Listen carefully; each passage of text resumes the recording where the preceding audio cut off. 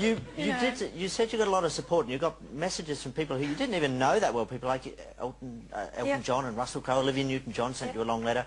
There you were with all these flowers and support. Did you nonetheless feel alone quite often? Yeah, definitely, definitely. I mean, you got to remember, I was only 18 years old. I didn't know.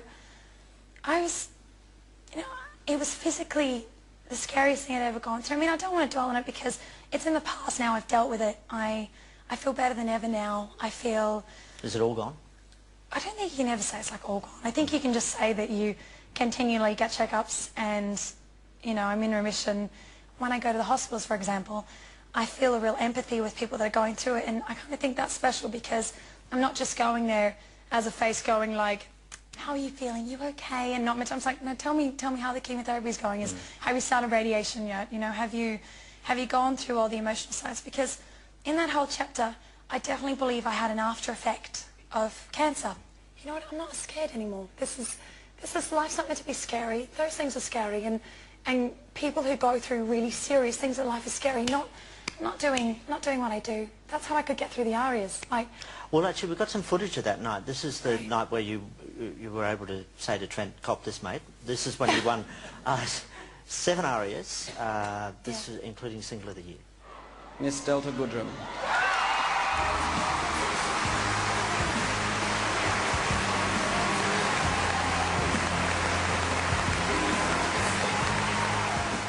Now, to outside view, you were king of the world, or queen of the world at that point. How strange a night was that for you? It wasn't even your hair for a start, was it? No, it wasn't. I was blown away. I was so excited. I was like, I got to go up and be able to say thank you to people again, and people were talking about my music. It wasn't about health. I wasn't there because of what happened with my health.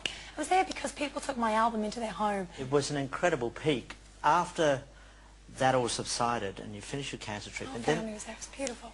Then started a very strange journey for you. It was really strange after that. A series of challenges. First of all, there was your public relationship with Mark Philippoussis, which you found out was over in the press when Paris Hilton said she was going out with Mark Philippoussis, made it even worse by saying that Mark had said you were boring. At that point, did you just want... That's why I wanted to spice it up.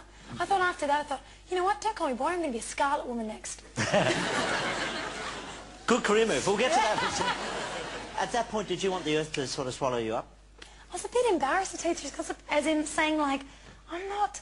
It was like poor Delta again. I was going, I'm not poor Delta. I was like, it's fine. We weren't a, you know, we only dated for a little while. It wasn't like a full-blown serious relationship. We were a relationship in print. Then your second album came out, and even though it sold well, it wasn't a patch on the first album in terms of sales, and it got critically pretty average reviews. For somebody that had peaked so early and who was as competitive as you are, did anything less feel like a failure?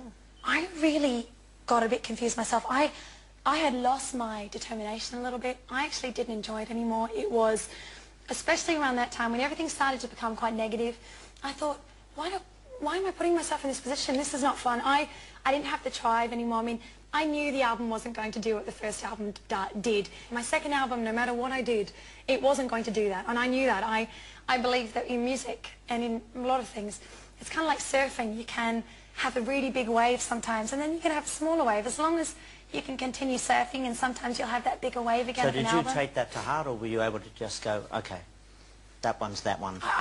I wasn't ready to come back into it, and I think that was my mistake too, because when you're behind closed doors, and even though a picture of you is being maybe put there, it looks like you're out and about a lot more. I wasn't. I was looking after myself, healing at home, but I came back into it, and I came back too quickly. You know, people were starting for the first time to say negative things about me. It was starting to be that first realization of, you get so much support, all right, but now why didn't you just go away and look after yourself? Because I should have, because that's what happened. There was so much happening. After that, your parents divorced. Yeah. How much harder is that to live through as an adult, do you think?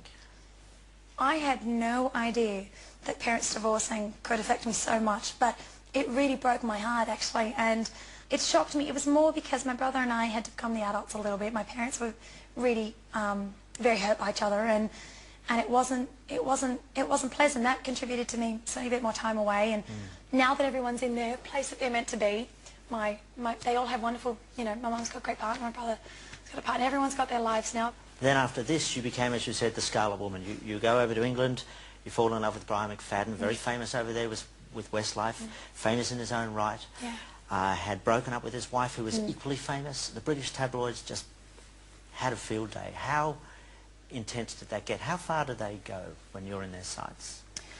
It was a really awful time. That was like the pinnacle of when I started to go, this is not enjoyable anymore. This is really not fun. And I felt really betrayed. I felt like that it was unjustified, the comments that were being made.